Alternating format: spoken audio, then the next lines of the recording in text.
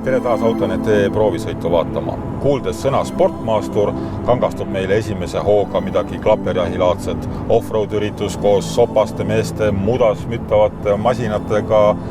Koht, kus pole tähtis niivõrd kiirus, kuivõrd auto läbivusomadused. Selles suhtes võib meie tänane proovisõit tunduda pisut absurdsena. Porsche pisimaastur Macan kvalifitseerus aasta auto 6 finalisti hulka ning me täna sõidame seda testima mitte raskele maastikule, vaid hoopiski Audru ringrajale. Olgem ausad, Porsche on ju teada-tuntud sportautode tootja, aga me siis täna uurimegi lähemalt, kuidas ja kas üldse Macan suudab sulanduda tavamaasturite morbiidsesse massi. Kujustusel pikemalt peatuma ei hakka. Porsche disainerid on ju teada-tuntud maailma kõige laisemad. Alates eelmise sajandi keskpaigast pole seda marki masinate stiilis suurt midagi muutunud. Ja ka siin on lähtutud täpselt samast ideoloogiast võrreldes suurema vennaga. Näeme siin täpselt samasuguseid suuri õhuvõtuavasid, agressiivsed esivõred ja pikaks väljavenitatud tulesid. Kuna ette kulus energiat vähe, aga tööd on ju vaja teha, sest oma olemasolu on ju vaja mingit moodi õigustada, siis suunati, fokusseeriti oma tähelepanu tahaossa, mis on väga suurepäraselt välja kukkunud. Ma ütleksin, et Macani tagaosa on selle segmendi üks ilusamaid.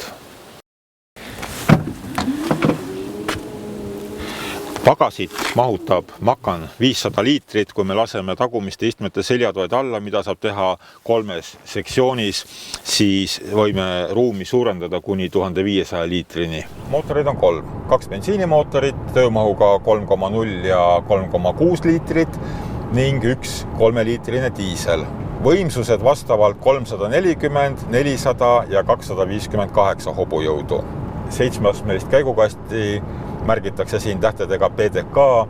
Audilt tunneme täpselt sama sõlme S-Tronicu nime all.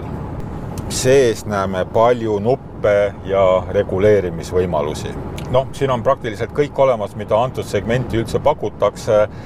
Kõigil nendel peatuda lihtsalt ei jõua, kel lähemalt huvi, siis minge esindusse ja kiusake seal müügimehi. Märgiksin lihtsalt ära, et siin on 2 nuppu, mis huvi pakuvad, on sport ja off-road, ehk siis autol on nii sportlikud, dünaamilised omadused kui ka maastikusuutlikkus täiesti olemas. Nagu ma juba ütlesin, maastikuomadusi me täna kahjuks testima ei hakka.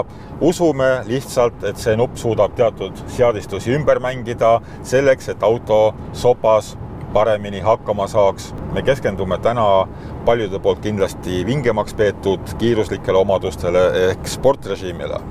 Vajutades nuppu läheb vedrustus jäigemaks, roolisüsteem tundlikumaks, gaasipedaal äkilisemaks. Kõik tehtud selleks, et inimene kiirest sõidust võimalikult suurt naudingut tunneks. Nii, aga seda sporti hakkame kohe reaalses elus katsetama. Oleme jõudnud ringrajale, vajutame gaasipedaali põhja ja siin on 258 hobujõudu, nagu ma ütlesin, ja 580 Newtonmeetrit pöördemomenti. Minek on autol tõeliselt hea, aga need kurvid, seda nagu ei saagi kirjeldada, seda tuleb ise kogeda, see on lihtsalt uskumatu, kuidas selline auto, kõrge, kitsas, raske, suudab end nii hästi tee peal hoida.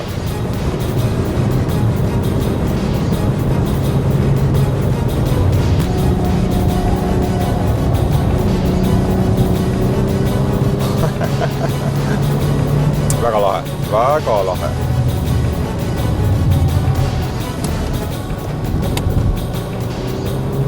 Tõeliselt lahe.